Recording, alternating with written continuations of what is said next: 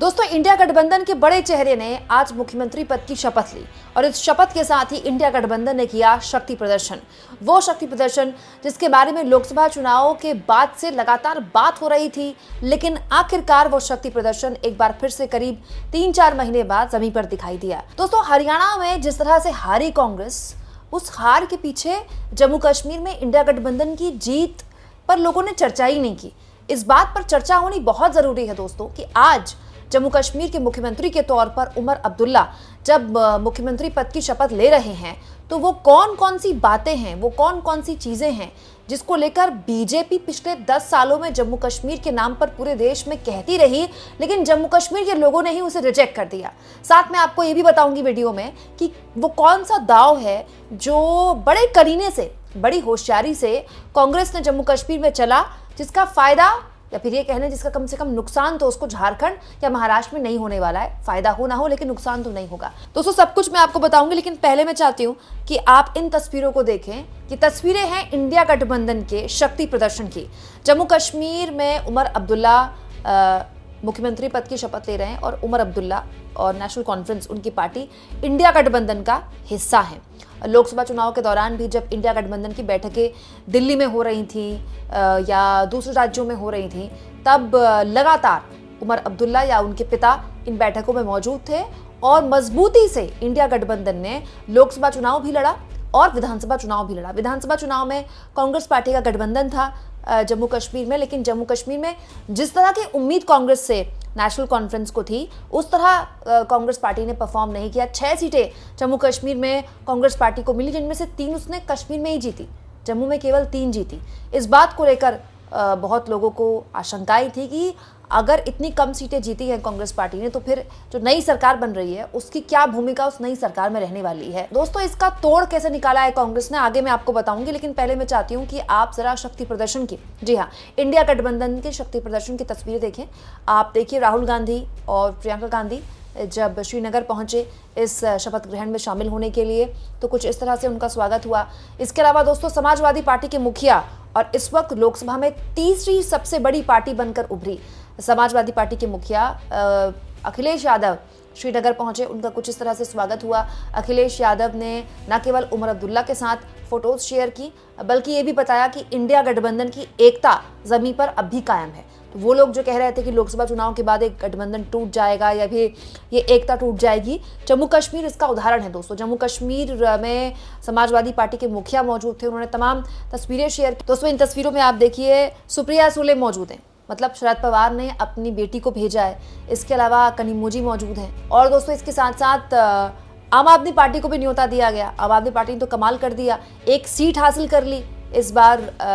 ये अपने आप में एक बहुत बड़ी जीत है। विधानसभा चुनाव में 1 सीट हासिल करना आम आदमी पार्टी जैसी पार्टी के लिए, जिसका कोई बहुत बड़ा जनाधार नहीं है, ये बताता है कि जम्मू कश्मीर के लोग बहुत कुछ तलाश रहे हैं। They are testing the waters, मतलब वहाँ की रीजनल पार्टियों के साथ साथ नेशनल पार्टियों की मौजूदगी के साथ साथ वो चाहते हैं कि नई पार्टियों को भी मौका मिले और यही लोकतंत्र को और मजबूत बनाएगा जम्मू कश्मीर में। इसीलिए संजय सिंह यहाँ पर मौजूद है। देखिए, संजय सिंह ने फोटोज शेयर की और बताया कि किस तरह से जम्मू कश्मीर में उमर अब्दुल्ला के शपथ ग्रहण में वो मौजूद रहेंगे। और ये तस्वीरें बताती हैं दोस्तों कि इंडिया गठबंधन की मौजूदगी जमीन पर दिखाने की जोर आजमाइश इस शक्ति प्रदर्शन के जरिए, क्योंकि कश्मीर ने बहुत इंतजार किया है। करीब 10 साल से कश्मीर में चुनाव नहीं हुए। 370 हटने के बाद से वहाँ के लोग लगातार एक लंबा दौर उन्होंने बिना नेटवर्क के, बिना इंटरनेट के देखा, और अब कश्मीर के लोगों ने जिस तरह से बढ़ चढ़ कर हिस्सा लिया चुनाव में, लंबी लंबी लाइनों में, मतलब जम्मू कश्मीर के कई ज़िलों में तो देश के बड़े बड़े जो शहर हैं उनका वोटिंग परसेंटेज से भी वो शहर आगे निकल गए। ये बताता है कि वहाँ के लोगों में कितना उत्साह था चुनाव को लेकर, और इसमें कोई दो राय नहीं कि नेशनल कॉन्फ्रेंस ने शानदार प्रदर्शन किया, मतलब गजब का प्रदर्शन किया। और इस चुनाव में एक और बात पता चलती है दोस्तों कि लोकसभा और विधानसभा चुनाव में कितने अलग अलग तरीके से जनता वोट करती है। अब देखिए, लोकसभा चुनाव उमर अब्दुल्ला हार गए और उनका हौसला भी टूट गया, तो उन्होंने कह दिया कि मैं विधानसभा चुनाव नहीं लड़ूंगा। फिर उनके पिता ने उन पर दबाव बनाया कि नहीं, आपको लड़ना चाहिए। वो 2 सीटों से उसके बाद उन्होंने विधानसभा चुनाव लड़ा, दोनों सीटें जीत गए। आप सोचिए, 4 महीने पहले लोकसभा चुनाव हुए, उसमें उमर अब्दुल्ला हार गए। 4 महीने बाद विधानसभा चुनाव हुए, उनमें दोनों सीटों से वो जीत गए और अब वो सीएम बन रहे हैं। ये बताता है दोस्तों कि हमारे देश में लोकसभा चुनाव में और विधानसभा चुनाव में वोटिंग पैटर्न कितनी जबरदस्त तरीके से बदला है, ये इस बात का भी एक प्रमाण है। लेकिन आज सुबह से एक खबर चल रही है दोस्तों कि शपथ ग्रहण तो हो रहा है जम्मू कश्मीर में, लेकिन रंग में भंग पड़ गया क्योंकि कांग्रेस पार्टी इस सरकार का हिस्सा बनने नहीं जा रही है। ये बात सही है दोस्तों, पुख्ता बात है ये कि कांग्रेस पार्टी शपथ ग्रहण में आज शामिल होगी, राहुल गांधी मौजूद होंगे, प्रियंका गांधी मौजूद होंगी, लेकिन इस सरकार का हिस्सा नहीं बनने जा रही है। तो बहुत से लोग ये कह रहे हैं कि कांग्रेस पार्टी ने क्योंकि वैसा प्रदर्शन नहीं किया तो उनको मंत्री पद नहीं मिल रहा है, तो ऐसा नहीं है।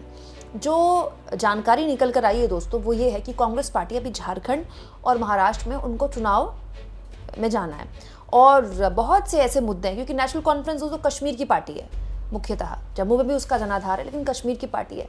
कश्मीर के जो मुद्दे होते हैं वैसे तो देश के महंगाई, बेरोजगारी, देश के हर राज्य के मुद्दे हैं, लेकिन कश्मीर के मुद्दे वैसे थोड़े अलहदा होते हैं। जम्मू कश्मीर का टेक या पीडीपी का टेक, जिसके साथ बीजेपी ने सरकार बनाई है, थोड़ा अलग तरह का टेक रहता है। तो जम्मू कश्मीर में अगर इस सरकार में कांग्रेस शामिल हो जाती है तो झारखंड और महाराष्ट्र में उसको ऐसे बहुत से सवालों का जवाब देना होगा जिसमें वो फंस सकती है। जैसे हरियाणा में विधानसभा चुनाव जब हो रहे थे तो चाहे मोदी जी हो या अमित शाह हो, लगातार ये बात कह रहे थे कांग्रेस पार्टी के लिए कि देखिए कांग्रेस पार्टी आएगी तो ये फिर से धारा 370 लाने की बात कर रहे हैं, बहाल करने की बात कर रहे हैं जो हमने हटा दी। दोस्तों बीजेपी के नेताओं ने ये भी कहा कि कांग्रेस अपना स्टैंड क्लियर करे कि 370 को लेकर उनका क्या स्टैंड है, क्या वापस लाना चाहते हैं। तो ऐसे मुद्दे अगर झारखंड में एक बार फिर उठ गए या महाराष्ट्र में उठ गए, जो कि बहुत महत्वपूर्ण है, तो फिर हो सकता है कि कांग्रेस के लिए थोड़ी अनकंफर्टेबल पोजीशन हो जाए।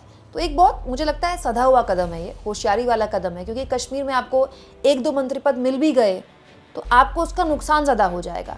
क्योंकि यहाँ पर इस बात पर भी गौर किया जाए दोस्तों कि उमर अब्दुल्ला ने बयान दिया है कि अभी जो सीट्स हैं, कुछ सीटें छोड़ी जाएंगी कांग्रेस पार्टी के लिए। करीब 10 के आसपास मंत्री पद आज शपथ लेंगे मुख्यमंत्री सहित, और फिर भी कुछ सीट्स कांग्रेस पार्टी के लिए छोड़ी जाएंगी। तो झारखंड और महाराष्ट्र के चुनाव के बाद हो सकता है कांग्रेस पार्टी इस सरकार का हिस्सा बन जाए, या फिर हो सकता है सरकार का हिस्सा ही न बने, लेकिन कांग्रेस पार्टी इस सरकार को बाहर से समर्थन देगी, बिना मंत्री पद लिए बाहर से कांग्रेस पार्टी सपोर्ट देगी। मतलब जब विधानसभा में बहुमत परीक्षण होगा, फ्लोर टेस्ट होगा, तो कांग्रेस पार्टी सरकार के पक्ष में वोट देगी। यहाँ इस बात पर भी गौर किया जाए दोस्तों कि जम्मू कश्मीर में मुख्यमंत्री तो बन रहे हैं उमर अब्दुल्ला, लेकिन उनके लिए चुनौतियां भरपूर है, क्योंकि जम्मू कश्मीर में सरकार कोई भी चलाए, केंद्र में जिसकी भी सरकार होती है उसको उनके साथ बनाकर चलना पड़ता है। और उमर अब्दुल्ला ने 2009 में पहली बार, जनवरी 2009 मुझे याद है, उन्होंने पहली बार मुख्यमंत्री पद की शपथ ली थी जम्मू कश्मीर की। तब का जम्मू कश्मीर अब के जम्मू कश्मीर से बहुत अलहदा है, अलग है दोस्तों। अब जम्मू कश्मीर एक पूर्ण राज्य का दर्जा उससे छीन लिया गया है। जम्मू कश्मीर का असली बॉस जो है वो एलजी है, जैसे दिल्ली में है। तो ये एक बहुत ही दिलचस्प वक्त है उमर अब्दुल्ला के लिए, जिस जम्मू कश्मीर के इससे पहले वो मुख्यमंत्री रहे हैं और आज वो जिस जम्मू कश्मीर के मुख्यमंत्री रह रहे हैं, वो एक बहुत अलग चीज़ है। और सबसे बड़ा मुद्दा जो जम्मू कश्मीर के लोगों के बीच लेकर गए थे उमर अब्दुल्ला और कांग्रेस पार्टी और राहुल गांधी, वो पूर्ण राज्य का दर्जा था कि हम पूर्ण राज्य का दर्जा प्रदेश को दिलाएंगे। तो अब चुनौती है उमर अब्दुल्ला के लिए कि वो कोई डेलीगेशन लेकर आते हैं क्या दिल्ली में, पीएम से मुलाकात करते हैं, क्योंकि जब वो एक बार सीएम पद की शपथ ले लेंगे तो वो एक कर्टसी मीटिंग होती है, पीएम से वो ज़रूर मुलाकात करने आएंगे। और पीएम से जब वो मुलाकात करेंगे तो वो अपनी मांग रखेंगे। फिर हो सकता है कि वो एक पूरा प्रतिनिधिमंडल लेकर आ जाएं जिसमें एक बीजेपी के विधायक भी हों, क्योंकि बीजेपी ने भी बाकायदा, अमित शाह ने फ्लोर पर कहा है, संसद में कहा है कि आपको हम पूर्ण राज्य का दर्जा देंगे। तो ये एक ऐसी मांग है जिसको लेकर बीजेपी मना नहीं कर सकती।